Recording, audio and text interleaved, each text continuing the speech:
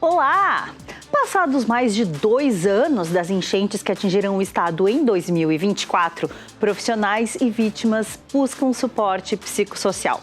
Estudos em andamento buscam rastrear as condições de saúde mental, mapear o perfil dos atingidos e prestar atendimento psicológico remoto para quadros de ecoansiedade, medo, angústia, insônia e estresse pós-traumático. É o que aprendemos a chamar de ansiedade climática. Os efeitos das mudanças ambientais na nossa saúde mental, as possibilidades de tratamento e o papel das políticas públicas na busca por mitigar esses efeitos são o nosso assunto de hoje. E também um livro que mistura drama adolescente, romance LGBT, suspense histórico e elementos sobrenaturais. E no teatro, um espetáculo fala sobre o valor da amizade em tempos difíceis. O Revista está começando agora.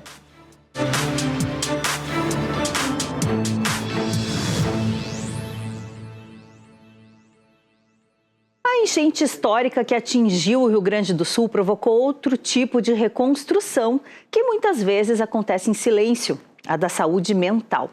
Com a volta do El Niño e a previsão de novos eventos climáticos extremos, o desafio de quem viveu a maior tragédia climática da história do estado também é aprender a lidar com o medo e a ansiedade. A gente confere agora na reportagem do Carlo Moretti. A enchente deixou marcas que não aparecem mais nas paredes das casas nem nas ruas, mas que continuam presentes na vida de quem precisou recomeçar e ainda convive com a incerteza cada vez que a chuva volta a ganhar força no Rio Grande do Sul. A nossa vida virou um entulho ali na frente. A minha vida de 61 anos, a minha mãe que está com 91 anos, que construiu tudo, né? Que eu moro aqui com ela, eu cuido dela. Virou tudo entulho na frente de casa. Então, o psicológico mexeu muito. E até hoje. Hoje o tempo fechou. Pode ter certeza que o meu telefone toca muito. O pessoal me procura muito para isso. É que eu sou muito assim, de apaziguar, de amenizar. Digo, não, vamos ter calma, vamos esperar, né? Vamos cuidando. Mas foi mais afetado. O sentimento da moradora do Sarandi tem explicação. As consequências de uma catástrofe como a enchente de 2024 podem afetar o bem-estar emocional de quem viveu a tragédia. E o medo de que tudo possa acontecer novamente pode se transformar em um estado de alerta permanente.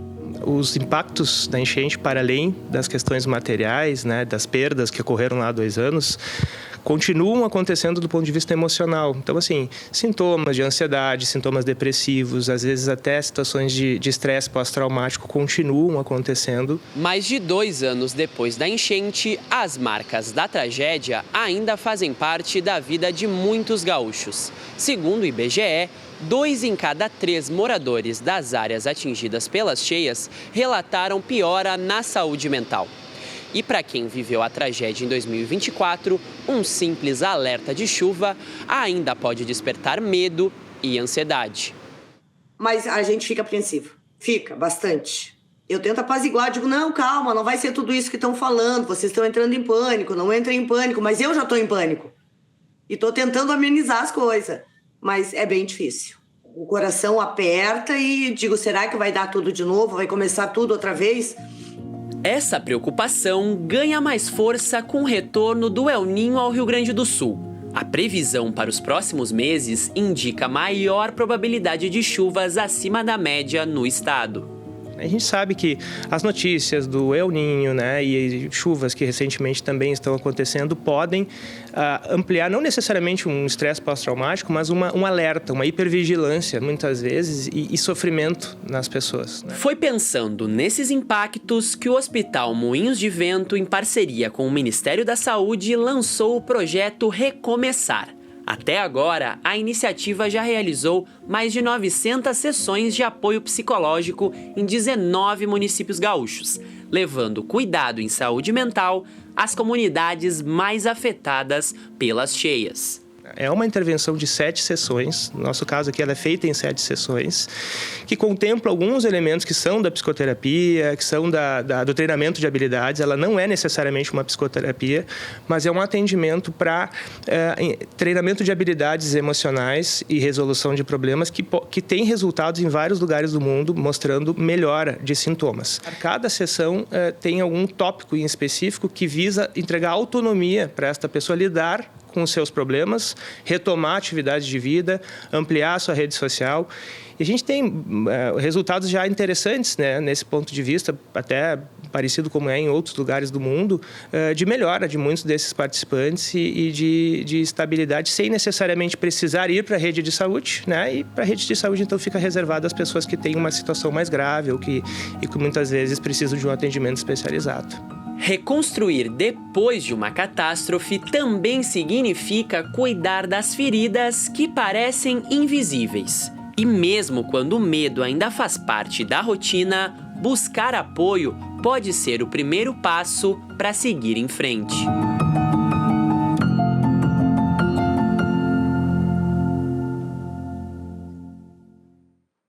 A gente segue conversando sobre ansiedade climática agora com a Prisla Calvetti, que é psicóloga, e o Paulo Brack, que é doutor em Ecologia e Recursos Naturais pela Universidade Federal de São Carlos.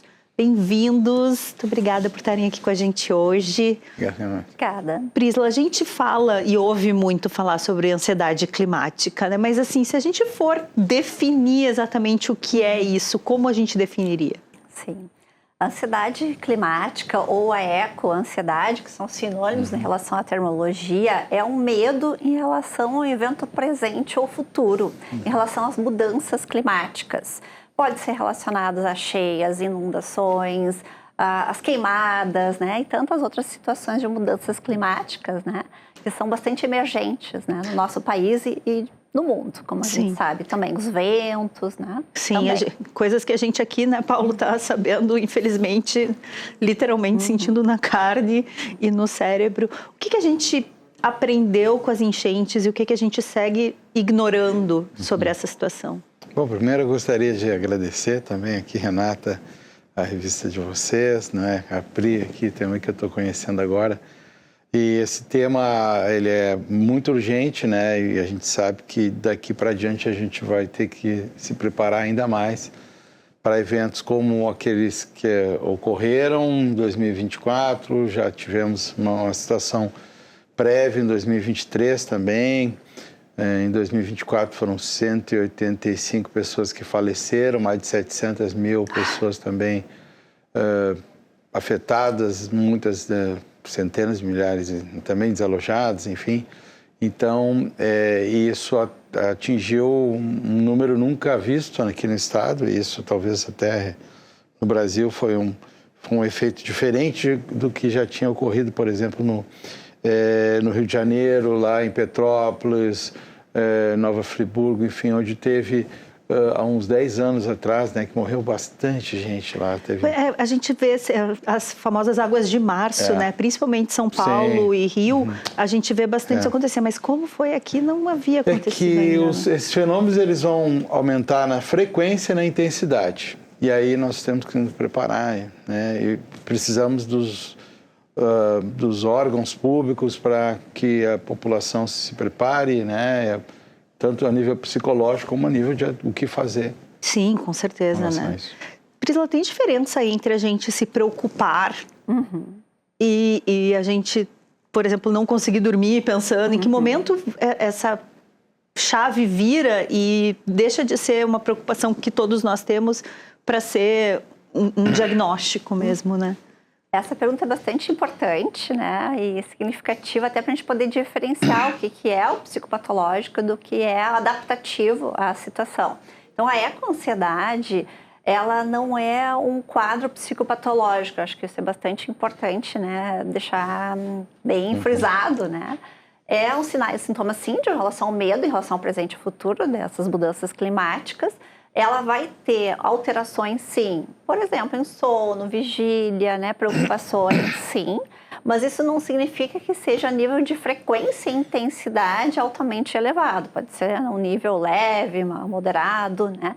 Obviamente que a frequência e intensidade é que nos faz essa mediação de quando esse quadro está levando a um quadro psicopatológico. A pessoa começa com insônia frequente, né, por muito tempo, né, semanas, dias, preocupações excessivas, a ponto de paralisar suas rotinas. Bom, aí a gente pode buscar, como também aqui na reportagem, né, foi referido, o apoio, né, auxílio psicológico de uma equipe de profissionais da saúde. Aí certamente importante. Mas também podemos buscar antes disso, né, pensando muito mais numa prevenção em saúde mental, para poder dialogar sobre sentimentos, essas emoções, esses pensamentos, né? E principalmente pensando numa integração também com o suporte social, que fundamental é uma rede de apoio também. E essa rede de apoio é de nós, profissionais da saúde, mas também familiares, também comunidade e ainda maior, institucionais, né? Dos locais onde a gente trabalha, se for criança, adolescente dessa escola. Crianças e adolescentes sentem diferente? Sentem também. Como é que as crianças geralmente manifestam?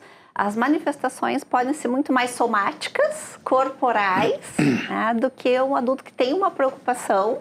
Essa preocupação pode até se tornar excessiva, um pensamento repetitivo, uma ruminação, um nível mais de pensamento. As crianças tendem a manifestar determinadas irritações, o choro, né, a dificuldade de dormir, outros medos também associados, são as principais manifestações.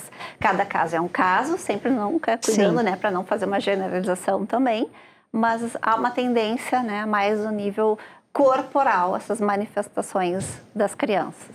Pois é, Paula, eu estava ouvindo a Priscila falar agora há pouco sobre a questão da prevenção, né? A gente estava falando, claro, por causa da saúde mental, mas a prevenção também passa por políticas públicas que tenham um cuidado com como a gente pensa as cidades, não? Isso também faz diferença no planejamento urbano, por exemplo. O que tu acreditas que seja importante nesse caso?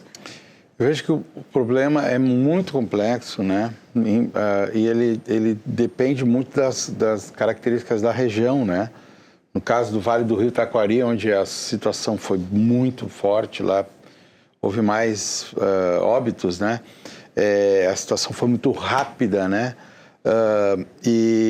Então eu digo que lá talvez até as pessoas estejam numa situação de ansiedade, né, doutor? Em relação a essa situação, do que talvez em Porto Alegre, porque aqui ainda nós estamos, claro, foi traumático, mas de certa forma aconteceram algumas situações assim inesperadas. Eu estou falando inesperadas entre aspas, porque houve as comportas não funcionaram, as casas de bomba também não, né? Houve diferentes falhas aqui de parte da prefeitura. As prefeituras em geral não estavam preparadas, né? O Estado também não estava preparado. Houve um alerta dos institutos meteorológicos e se deixou para a última hora, né? Muitas vezes até teve prefeitos que disseram ao governador mesmo, não, mas isso aqui não se... Aí vem aquela questão, para não criar um pânico, eles minimizaram, mas aí quando a coisa vem, e é uma contradição, aí vem de uma maneira tal, até não sei se foi em Canoas, que houve uma morte de mais de 10 pessoas num hospital, a água subiu rapidamente, o prefeito tinha dito que não era motivo para um alarme, para as pessoas ficarem tranquilas, e aí veio, quando se viu, aconteceu tudo isso. Então, o despreparo da estrutura do Estado em relação a isso, e nesses anos todos, desde 2023 até agora, a gente não aprendeu, parece que os governos não aprenderam, e parte da sociedade fica ainda mais refém dessa indefinição, né, de despreparo. Então, acho que é muito importante, e nós temos até, eu faço parte do INGAR, e uma entidade ambientalista, junto com outras, Seração, que é outra entidade, nós temos projetos, eu pela URGS também tinha ano passado, para trabalhar com comunidades de pescadores lá em Ulami, na vila de Itapuã, na vila de Itapuã principalmente, Ulami não muito, mas porque os próprios pescadores... E aí tem uma questão interessante, que houve uma conjugação de esforços, né? Houve, assim, muitas pessoas que, por outro lado, se encontraram tentando fazer alguma coisa, então aquilo foi motivo de auxílio mútuo, né? Isso também foi bacana também. É uma coisa muito complexa, né, doutora? No sentido que algumas pessoas se jogaram para... Eu tenho um amigo, o Emerson Prates, que é do coordenador do Seração dessa entidade. Ele se jogou praticamente 3 semanas. Ele foi e não tinha estrutura nenhuma e foi buscar, inclusive, animais também que estavam em situação... e aí tem uma questão rápida, assim, para mostrar. Eu tenho uma amiga que tem 12 gatos. Ela ficou lá na Rua da Praia e começou a subir. E aí, de repente, o companheiro dela, olha, eu acho que nós vamos ter que sair de casa. Tá, mas como é que eu vou fazer com todos esses gatos aqui, né? Até que chegou um ponto que, não, agora realmente eu teria que sair. Aí veio a Defesa Civil e resgatou ela com os bichinhos. Aí também tem essa questão, né? Às vezes as pessoas não querem sair de casa porque tem os seus bichinhos, tem as suas coisas. Então é muito complexo, né, doutora? Porque muito a gente tem também isso, essa questão do luto, né? Da perda até da identidade, da memória, né? A gente estava falando esses dias aqui sobre essa questão da perda, por exemplo, de fotografias, né? Teve gente que... E aí tu fica meio sem referência, né, doutor? Tem isso também, né, Prisla? Tem, com certeza. Porque tem memórias ali, e essas memórias são afetivas. E além dessa memória afetiva, tem história. E são histórias de vida, né? Muitas vezes até de um ciclo de vida, né? Conforme a idade da pessoa, né? Então, décadas de vida e de memórias, né? Que não é só da casa, mas é da comunidade, até mesmo da escola do bairro, da UBS do bairro, né, das outras instituições, da vizinhança, né? Tem toda uma rede de apoio nesse bairro, né, nessa região. Né? É verdade. Muito afeto, né? Isso é verdade. Bom, gente, as mudanças climáticas, obviamente, também são retratadas no cinema. E a gente trouxe aqui 4 exemplos que passam por Hollywood, não é mesmo? O primeiro deles é 2012. Após uma série de desastres naturais anunciar o fim do mundo e as autoridades do governo bolarem um plano de contingência, um escritor e sua família embarcam em uma corrida contra o tempo para sobreviver ao colapso do planeta e alcançar um lugar seguro. Devoradores de Estrelas. Um professor desperta sozinho em uma nave espacial, sem memória, e descobre que é a última esperança da humanidade para impedir a extinção do Sol e salvar a Terra. Mad Max, em um mundo devastado pelo colapso da civilização, o solitário Max Rokatansky cruza desertos dominados pela violência e pela escassez, enfrentando tiranos e sobrevivendo em meio ao caos. E Waterworld, as calotas polares derreteram e cobriram a Terra de água. Nesse contexto, um misterioso navegador se une a uma mulher e a uma menina em busca de Dryland, um lendário lugar onde ainda existe terra firme. Paulo, tu acreditas que a saúde mental precisa entrar de vez no debate ambiental? Perfeitamente. Eu vejo que parte da sociedade hoje, nesse mundo de guerras também, né, de um avanço, principalmente neoliberal, sobre os direitos das pessoas, né? Eu vejo que isso também cria um clima meio distópico, né? De descrença de tudo.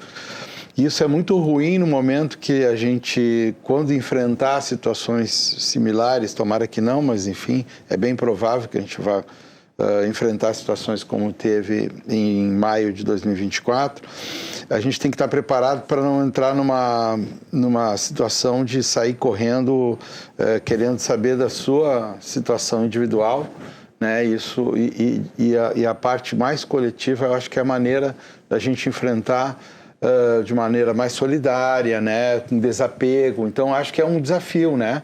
Tem pessoas que, digamos, e deveríamos investir nesse sentimento comum, mas aí existe a desinformação também. Eu ontem mesmo caminhando na rua, eu escutei uma pessoa dizendo que não acredita em mudança climática e tal. Então, tem muita descrença também, né? Sim. As redes, muitas distorções de informação. Tem uma pessoa aí, tem um senhor que é meteorologista, que ele é contratado pelo setor do agronegócio, principalmente, para desfazer tudo que a ciência diz, tenta fazer. E ele é, muitas vezes, recebido, né, com um tapete vermelho para falar barbaridades. Então, às vezes, se torna essa coisa da desinformação, né, da falta de verdade, além dos órgãos públicos não atenderem o necessário, não só do ponto de vista de preparar as pessoas psicologicamente, que é muito importante, mas também preparar para o que fazer no momento de uma situação como essa. Ainda você tem a desinformação. Sim, tem que enxugar gelo no fim das contas, né?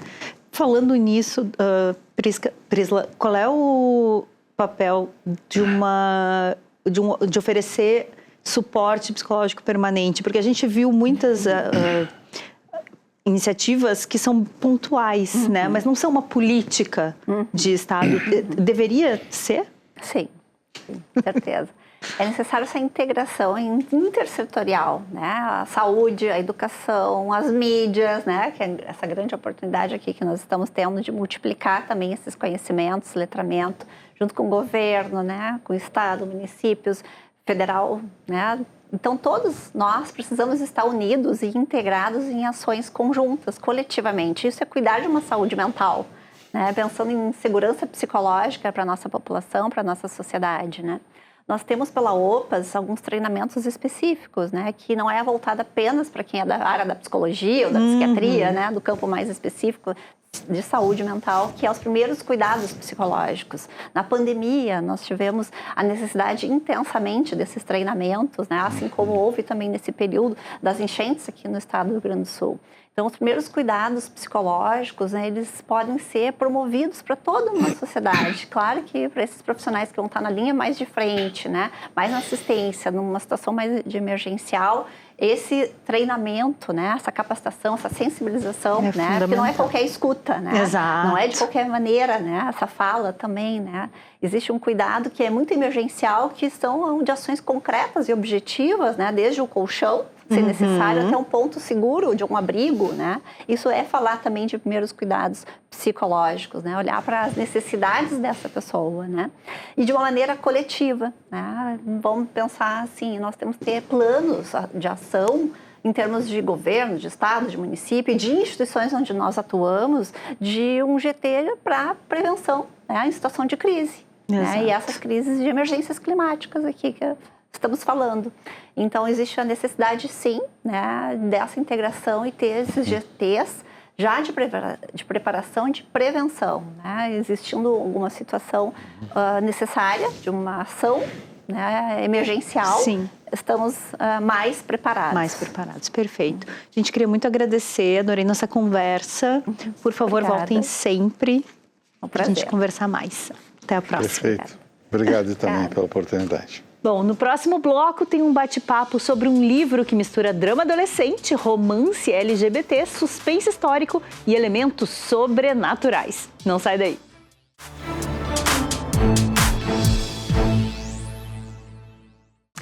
Em uma pequena cidade do interior de Santa Catarina, duas adolescentes diferentes se conhecem.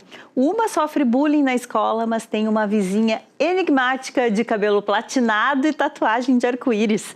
Juntas, elas descobrem não apenas uma atração e um romance emergente, como também segredos sombrios da cidade e até uma organização secreta chamada Deus, Pátria e Família. Ficou curioso? Eu também.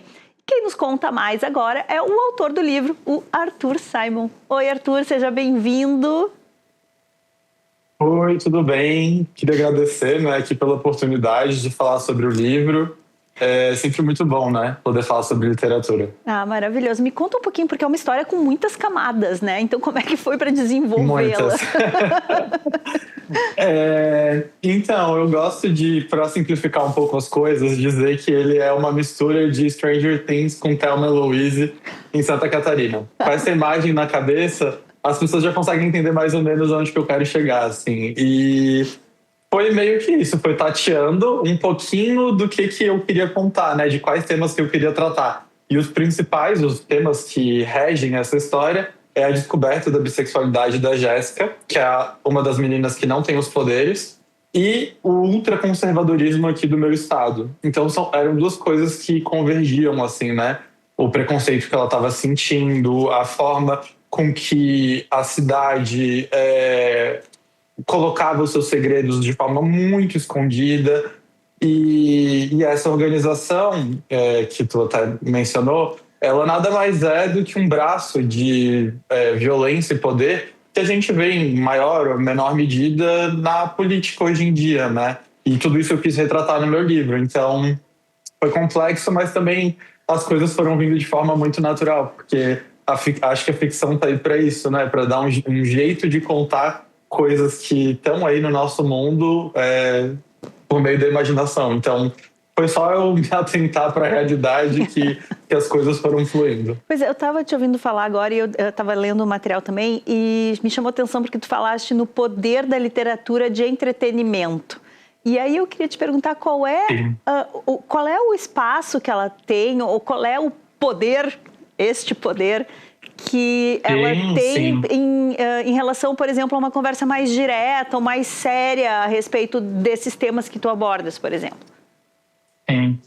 Eu acho que são duas perguntas muito boas. Uma que, na verdade, coloca essa coisa da literatura de entretenimento em combate ao que é chamado de alta literatura, porque ainda tem essas discussões, né? Então, a minha intenção ao criar uma história que fosse de aventura e de entretenimento era de nunca esquecer de que o leitor precisa estar entretido e, dessa forma, poder ainda assim tratar de temas muito sensíveis e muito atuais.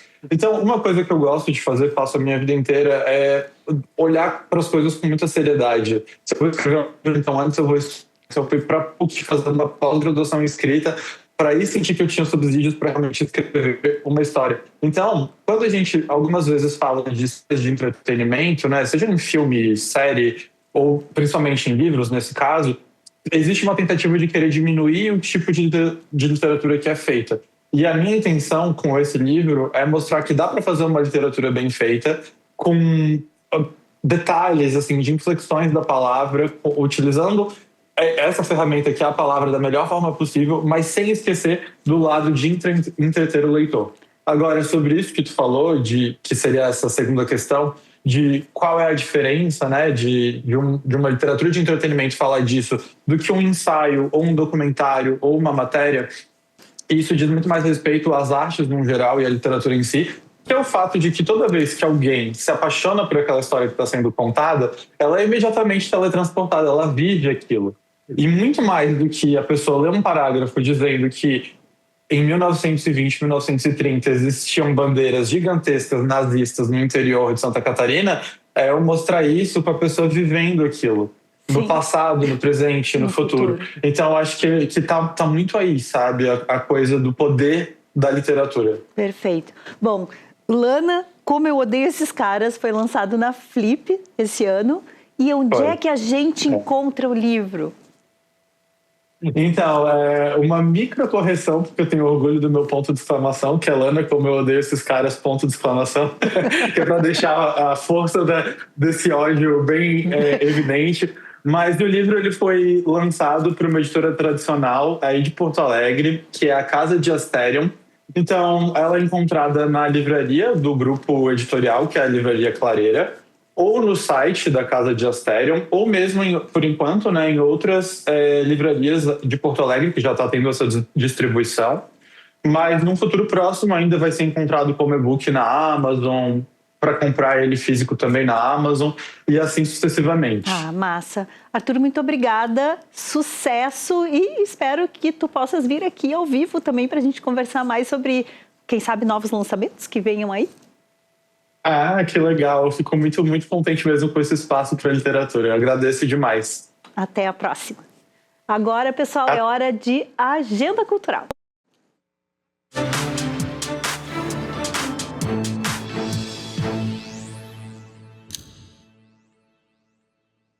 Tem um santo show de stand-up comedy. Bença, padre, podemos comer tudo como se não houvesse um amanhã? Hoje em dia não existe mais pessoas, hoje tem Monjaro, né? Só aplicar. O padre Patrick chega a Porto Alegre com o show Pecado é Não Rir. No palco, ele conduz a narrativa de uma forma leve e envolvente, trazendo à tona dúvidas inusitadas e divertidas que revelam os 7 pecados capitais: soberba, avareza, luxúria, inveja, gula, ira e preguiça. Tudo isso na quarta, a partir das 9 da noite, no Teatro do Bourbon Country. Ingressos na plataforma Uhu. E quem veio só, tá na hora de repensar a vida, hein? É as minhas meninas do Amém. Sabe o que é o Amém? Associação das Moças Encalhadas Mesmo. E peça de um dos maiores nomes do teatro gaúcho. Eu não sei porque eu choro. Eu choro porque perdi alguém. Esse alguém é meu pai. Júlio Conte apresenta o monólogo Todas as Minhas Mortes. O texto, de autoria do próprio Conte e livremente inspirado em Hamlet de Shakespeare, traz uma proposta radical de lidar com o luto cortando na própria carne. Sessão às 8 da noite no Teatro Simões Lopes Neto do Multipalco. Ingressos no site do Teatro São Pedro. Meu pai não queria morrer nunca. Então minha mãe resolveu morrer primeiro, para abrir caminho. De volta à literatura. A Feira do Livro de Porto Alegre já definiu a patrona deste ano. Isso mesmo, a patroná. A escritora Heloísa Pires Lima, referência na literatura infanto-juvenil, foi anunciada nessa terça pela Câmara Rio-Grandense do Livro. Ela vai estar à frente da edição que inicia no dia 30 de outubro na Praça da Alfândega. Confere. Em 72 edições, Heloísa Pires Lima é a primeira mulher negra a ser patrona da Feira do Livro de Porto Alegre. Nascida na capital e radicada em São Paulo, ela é autora de quase 30 livros que valorizam a identidade e cultura afro-brasileira. Entre eles, Histórias da Preta, Capulana e O Pescador de Histórias. Tem luta e que tem desbravamento, mas tem conquistas também, né? Então, e que falta muito ainda, né? Essa valorização do infantil e juvenil, né? Para as nossas infâncias, que são muitas. Esse é o primeiro ponto. E o segundo ponto é a representatividade negra no Sul, né? Que o Sul tem uma história negra que todas as crianças podem conhecer e gostar delas também, né? Então, os índices de leitura estão caindo muito. Então, esse é um terceiro objetivo, que é tentar uma reflexão sobre o nosso momento, né? Esse momento em que a gente ampliou a tecnologia de produção, mas também, por sua vez, tem toda uma tecnologia aí que está engolindo nossa gurizada, né? A Câmara Rio-Grandense do Livro também apresentou a campanha institucional dessa edição. Sob o conceito Essência que faz Histórias, a programação ganha forma com nomes como Ana Maria Machado, Eliane Potiguara, Bianca Santana, Aline Bey, Marcelino Freire e outras atrações internacionais. É um momento histórico que pela primeira vez 3 mulheres estiveram à frente, a antiga patrona, eu e a atual. Então isso eu vejo que é uma mudança de perspectiva, que a gente diz que sabe que mudou, que as coisas acontecem, que as mulheres estão à frente, mas quem é mulher sabe que não é bem assim. Então eu acho que em alguns marcos é muito, muito importante esses momentos. Essa mesa representou muito. Emocionada, a nova patrona relembra de sua relação com a feira e com a cidade. Então, meu agradecimento profundo, profundo, profundo, profundo à minha terra.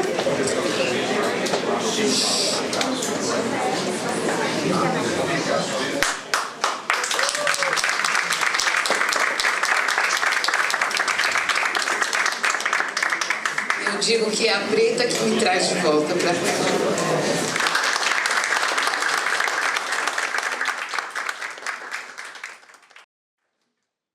dos livros para o Picadeiro.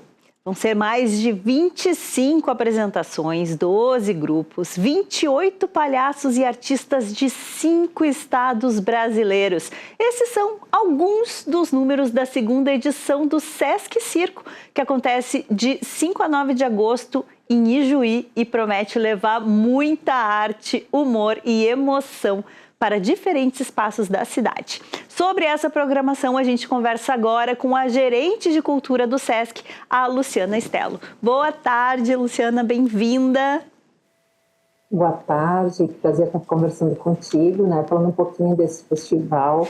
É uma grande celebração do circo que acontece pelo 2º ano, então, na cidade de Ijuí. E muito mais do que apresentações, ele é uma grande celebração, é um intercâmbio entre artistas, né, entre a comunidade, onde a gente incentiva a prática circense.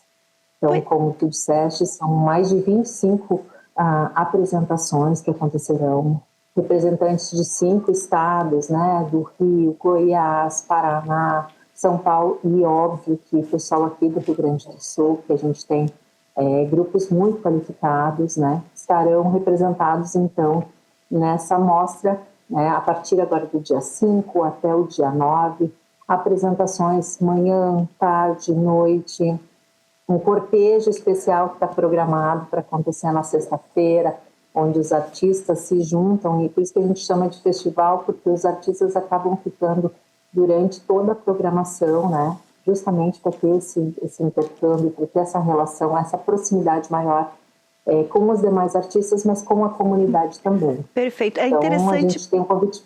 Desculpa, vocês estão pensando em termos tanto a diversidade de atrações, a diversidade de locais de onde vêm os artistas, como a descentralização, né? Porque o festival acontece em vários espaços diferentes da cidade. Por que vocês priorizaram essas duas situações, né? Tanto a descentralização quanto a diversidade? São diretrizes que o Sesc tem para todas as nossas ações culturais. A gente olha muito para a descentralização, para a diversidade, para a representatividade, né? Esse ano em Ijuí a gente está com um protagonismo feminino muito bacana, então muitas mulheres no picadeiro, né? Olhando com muita sensibilidade, mostrando com muita qualidade essa arte circense. Então, essa é uma das diretrizes que o Sesc já segue por si só, né? Isso já está na nossa política cultural. E a gente tem evidenciado, né, o quanto é importante a gente colocar isso na prática, das pessoas se enxergarem, se identificarem com o que está sendo apresentado, ou no picadeiro, ou no palco, mas também da gente conseguir levar a arte mais próximo das pessoas, né? Que a gente possa fazer essa descentralização. Então, tem a lona principal, que está na Praça da República, um lugar super bacana, que está sendo montado, está lindo, na verdade, aquela estrutura. É uma estrutura de circo mesmo, para que possa resgatar também as memórias afetivas daquela comunidade, né? Quem nunca foi num circo na infância está tendo a oportunidade de ir agora, e quem já foi resgata essa memória afetiva.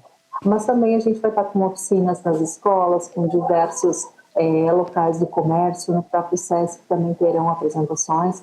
Então, uma programação bastante diversificada, seja em termos de horários, formatos de apresentação, locais de apresentação, e o convite é para que o pessoal acesse as nossas redes sociais, que é onde tem toda a programação. Isso que eu ia te perguntar agora. No site do Sesc, ou então nas redes sociais do Sesc Ijuí, tem a programação completa, né?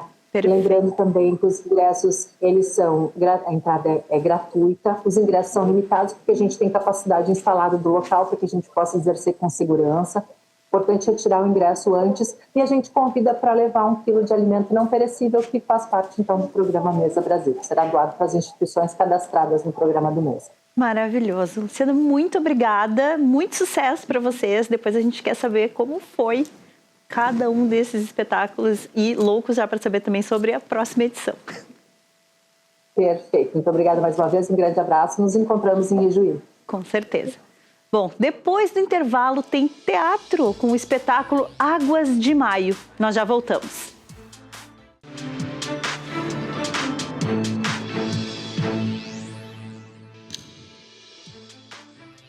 Olá, Ionara Caran chegando com mais um Artes Cênicas para o Revista RS. Tudo bem, gente?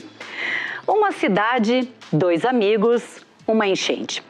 No quadro de hoje, estou trazendo 2 jovens atores e produtores de teatro que decidiram montar um espetáculo que tem como pano de fundo as enchentes de 2024, uma tragédia que assolou o Rio Grande do Sul e a gente não esquece, né? Luca Pagnusati, também diretor da peça, e Bianca Gonzalez protagonizam Águas de Maio, no papel de Rafael e Sara. Na história, em um momento delicado, a dupla de amigos tem que lidar com o caos gerado pelo rompimento de um dique, acabam ficando ilhados e se veem diante de uma decisão que mudará a vida deles para sempre. O que será, né? Sejam bem-vindos. Tudo bom, gente? Muito obrigado, tudo bem? Tudo bem. Tudo bem. Bom, a gente não vai dar spoiler, né? Mas assim, essa mudança, né? O que vai acontecer? Vamos falar um pouco desse espetáculo, né? Que vocês montaram, que tem como pano de fundo um momento muito triste, né, para o Rio Grande do Sul, para todos nós. Vou começar com o Luca, que escreveu, fez a dramaturgia. Sim, Me conta um pouquinho. Então, como surgiu a ideia, enfim, né? Então, o Águas de Maio, ele acompanha a história desses amigos, o Rafa e a Sara, que moram em Canoas, no bairro Matias Velho, que foi um bairro muito afetado pela enchente. Sim. Eles moram em Canoas a vida toda e estudam em Porto Alegre. E a Sara decide se mudar para Porto Alegre para estudar lá, e o Rafa se opõe completamente a essa ideia. E eles têm essa tensão que ao longo da peça é criada na relação deles. E no meio de tudo isso, fechando a mudança da Sara, se preparando para ir para Porto Alegre, eles começam a passar por memórias, a lembrar histórias que eles compartilham juntos. E ao mesmo tempo começam a tomar noção do que está acontecendo no estado, na cidade, no bairro deles, em relação às enchentes, assim. Então, realmente, a gente acompanha a trajetória desses amigos, de pessoas comuns vivendo a sua vida e que são atravessadas por essa catástrofe que nem nós, gaúchos, fomos. Claro, todos em algum momento estavam fazendo alguma coisa, né? Certeza, e foram pegos sim. todos de surpresa. Mas é importante, né, Bianca, falar, como tu estava comentando comigo, porque as pessoas ficam até traumatizadas quando a gente lembra, né, desse momento e tal. Mas também vocês tiveram essa preocupação de fazer, na verdade, é uma comédia dramática, né? Então, tem esse peso, tem esse pano de fundo da enchente, mas também dá para aprender muita coisa e refletir, é isso? Sim. E rir, né?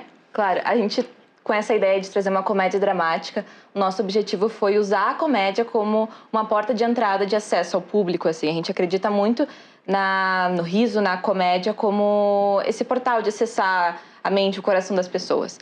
Então, esse espetáculo, ele é uma comédia dramática, e a gente tem, principalmente na primeira metade do espetáculo, bem mais comédia, assim, na apresentação dos personagens. E depois, conforme a enchente vai se aproximando deles, a situação fica muito mais densa, e aí é realmente mais um drama, né? E essa dinâmica traz para a peça uma certa leveza, porque a gente acredita que, apesar de ser um tema denso, o teatro tem que ser um lugar acessível, um lugar acolhedor, sabe? Então, a comédia, ela vem nesse espetáculo para cumprir esse papel de trazer as pessoas, sabe? Uhum. E vocês têm a ver, assim, uma história verídica? Tu estava realmente se mudando? Não, não. Aí foi criação mesmo do texto. Foi, essa parte foi bem ficção, assim.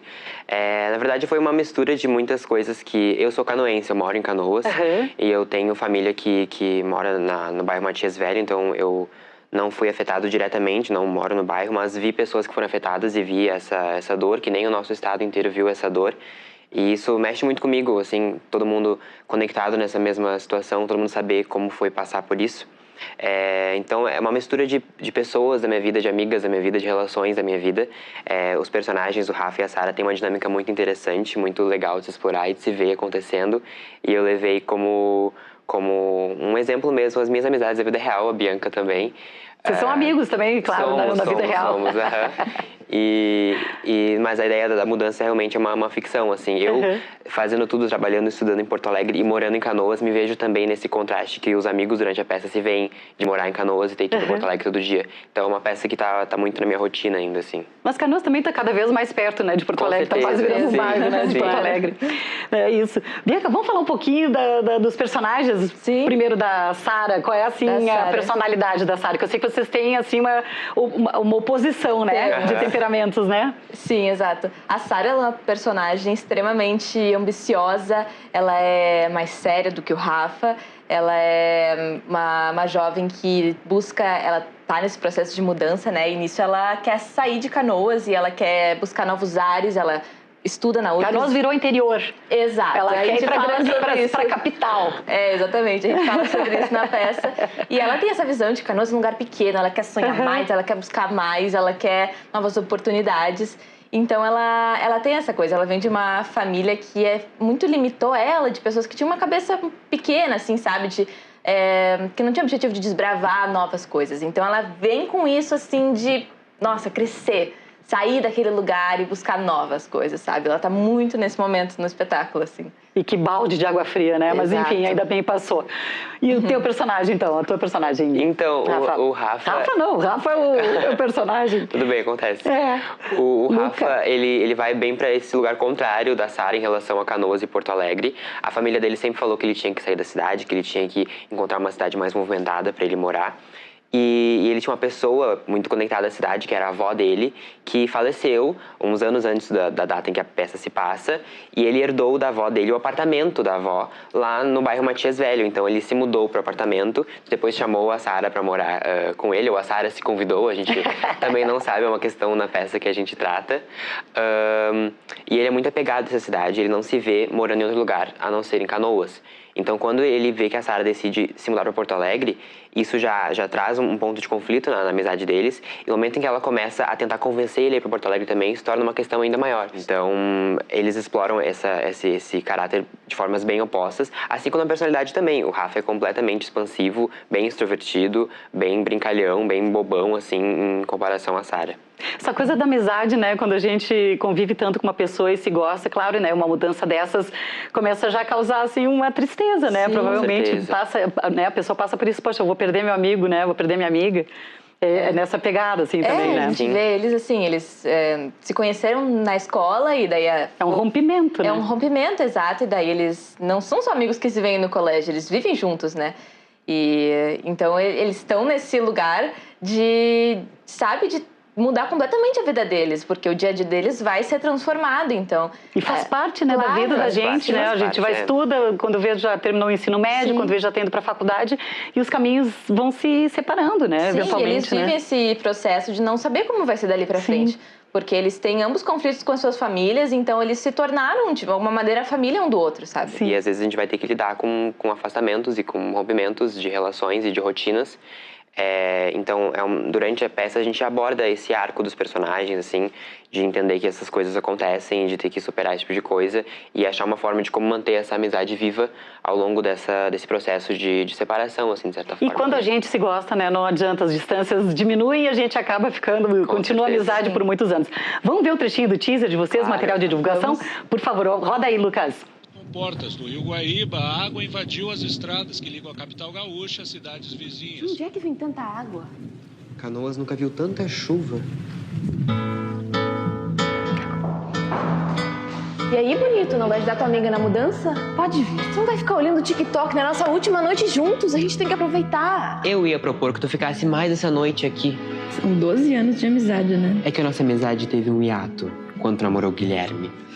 O Guilherme? O Guigui. Mas, na verdade, esse ato aí na nossa amizade não foi por causa do namoro com o Guilherme, não, hein? Foi porque, então? Essa foto aí chegou no meu pai. Teu pai nunca gostou do Guigui e, no fim, ele tava certo, né? já rolando um ciúminho ali. Eu gostei. De onde é que vem tanta água, né? Era o que todo mundo se perguntava, né? De onde é que vem tanta água? Uma coisa bem interessante que a gente tá passando, assim, nesse processo de... Cada vez que a gente ensaia, a gente conhece mais a peça e os personagens, né?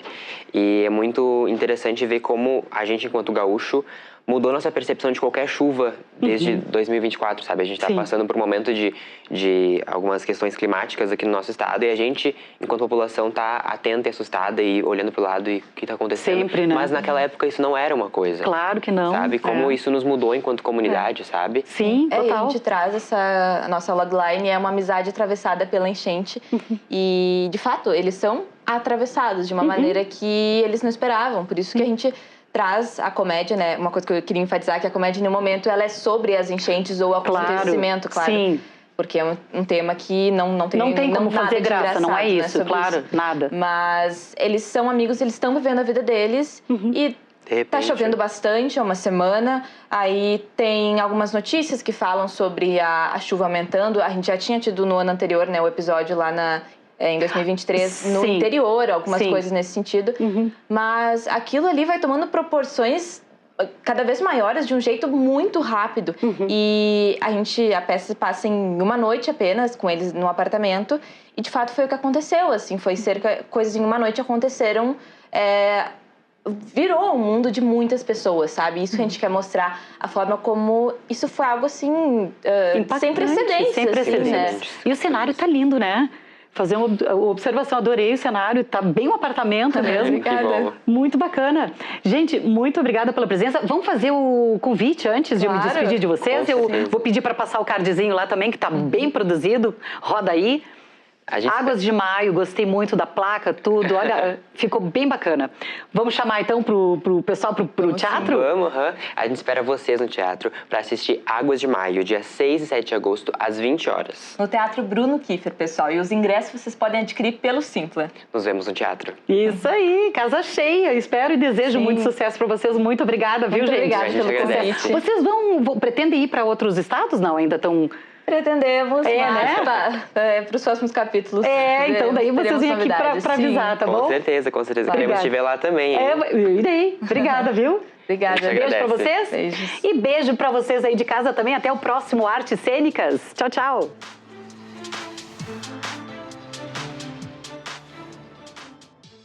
Hora de previsão do tempo com o Lucas Caniver. Oi, Lucas.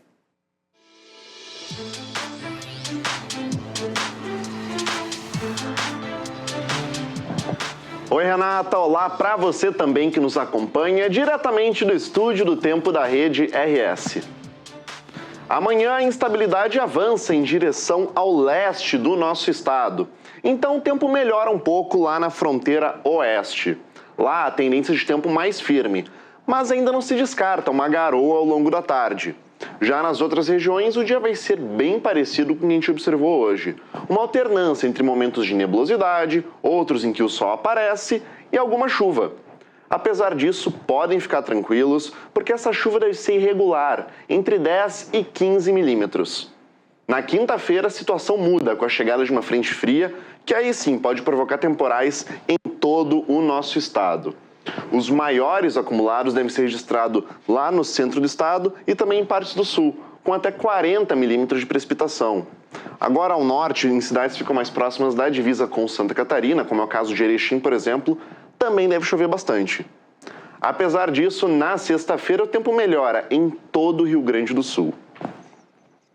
Vamos ao nosso giro pelo estado, conferir como o dia vai ser amanhã em algumas cidades. Na Serra Gaúcha, a Vacaria deve ter mínimas de 13 graus, com máximas de até 21. Lá na fronteira oeste, vamos para Itaqui, onde a temperatura deve ir dos 18 até os 24 graus amanhã.